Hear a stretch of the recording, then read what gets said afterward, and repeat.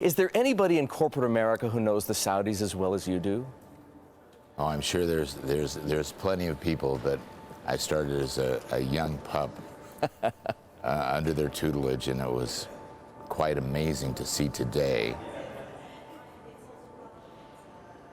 probably $22 trillion worth of investment capacity in the terms of individuals who are managing money around the world, all grouped together. Here at the Future Investment Initiative in Riyadh, which is epic. It is a sign of the times in many respects. Tom, Mohammed bin Salman, the Crown Prince, has a plan to transform not just the Saudi economy, but the Saudi society. And I don't need to tell you, given your experience, how ambitious that plan is. What's the most difficult part? Because to me, they all seem difficult. First of all, he's an amazing young man. And the most difficult part, I think, for sure, is cultural. If you think back in 1970, Saudi Arabia was 2 million people, and oil was $2 a barrel. And the culture, a monarchy, was based upon a family unit. And that family unit was a culmination of a Bedouin culture that had really existed for thousands of years. So the Bedouin culture was free of all of the elements of a normal commercial civilization. There was trade, but it was limited. And the purity of Islam, denoted by Mecca and Medina, gave them a special place in the world as the guardian of something very sacred and very pure.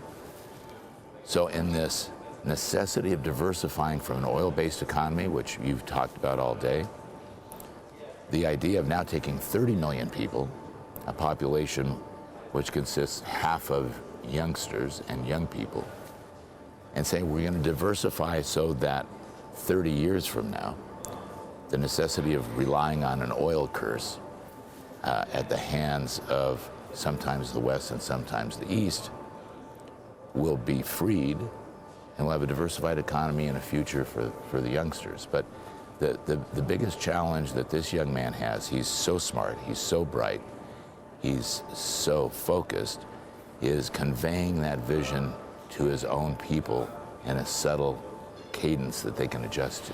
I know you're betting on him, not just because you want to, because you have to, as a friend, as a supporter. Do you really think he'll succeed? I do. The boldness of his vision in his youth came at an amazing time in the world, and all the stars aligned for him. So the opportunity that he has with America's sponsorship, President Trump really embraced his father and him on a very personal level. And Jared Kushner, who helped engineer the first American Arab Islamic summit that was here a few months ago, created a breakthrough in relations, not necessarily economic relations, but just relations. At the same time, the geopolitical situation of the Gulf, which you know is amazingly complex. And fraught right now. Very, very strained, but strained in a manner that demands leadership from another generation. And amazingly enough, you have it across the Gulf. So you have Mohammed bin Zayed in Abu Dhabi, you have Mohammed bin Salman and his father, the king, here, and you have Sheikh Tamim, the Emir of Qatar. And even though there's a family dispute, my belief is that out of the evolvement of this next generation, discussing issues they've never really discussed before in a family setting, what could come out of it would be a quantum leap. Tom, this country needs foreign capital if its economy is to evolve beyond oil. That goes without saying. Who's going to invest here while the Saudis are in the midst of this standoff with Qatar? I'll tell you, I think we'll all invest here. I think today was a great tribute to the fact that if you walk through the halls of this hotel, you think you're in New York City. What's needed is transparency, consistency, a legal system that's understandable, a capital system that's usable. Neither of those things exist yet. Not yet, but they're on their way. Are you still involved in brokering a truce between the Saudis and their allies and Qatar? No, I've never had an official role. I've always been an advocate of allowing all those great sovereign nations to solve that in their own way, which they will do. You think it's going to happen? Yes, for sure it's going to happen. When it's going to happen, I can't tell you. But this has been going on for hundreds of years. Qatar is a sovereign nation. For the viewers who don't know it, is the tip of the peninsula of Saudi Arabia.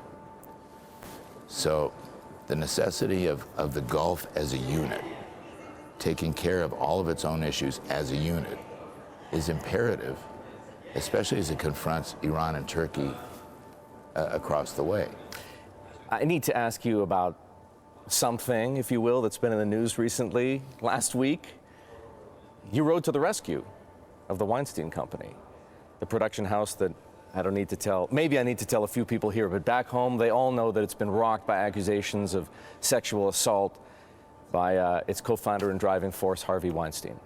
Why did you come to the rescue? Well, I don't know that we've come to the rescue, but the company itself, if you recall, we purchased Miramax. I do recall. From Disney, which in was 2010. Yes. Which was a previous company that the Weinsteins had sponsored. And with 750 films, 750 projects in the can, it was a great acquisition from Disney. So we were familiar with the portfolio, the library, and the process. Why do you say you haven't bailed them out or rescued them yet? Well, and when we say rescue, there's a big difference between the Weinsteins and the company. So Harvey, whatever the accusations are, his conduct was totally unacceptable, reprehensible, and unacceptable on any term. So no one is interested in salvaging a company which would benefit Harvey. However, you have 115 individuals, you have a TV production company, you have an independent film company, you have a distribution company, and which has counterparts that are relying on stability. So in a very short period of time, if the Weinstein element could be removed, if the toxicity of the liabilities that are around it could be addressed, and if the content of the company could continue on in a normal way, there's some value. Whether that can happen or not is a question. When you say the Weinstein element removed, do you mean Bob as well as Harvey? Well, Bob, of course, is in a satellite position to this, fortunately or unfortunately. And the benefit of his name is also the detriment of his name. But Bob has been very capable at his own business, which is Dimension. So ring fencing the Weinsteins in whatever manner needs to be done without being punitive to Bob, who at this point in time has no culpability apparently in the process.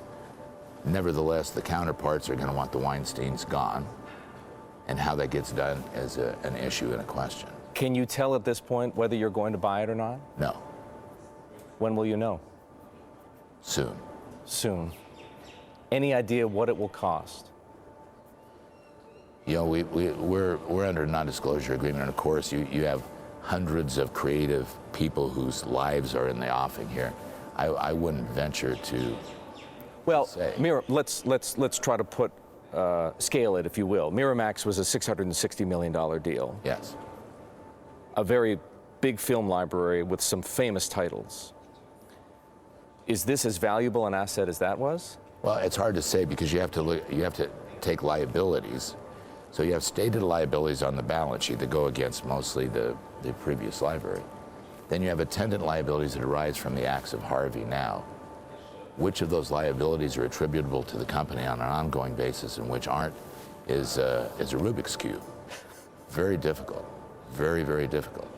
So the first objective is you have a patient that's dying on the table.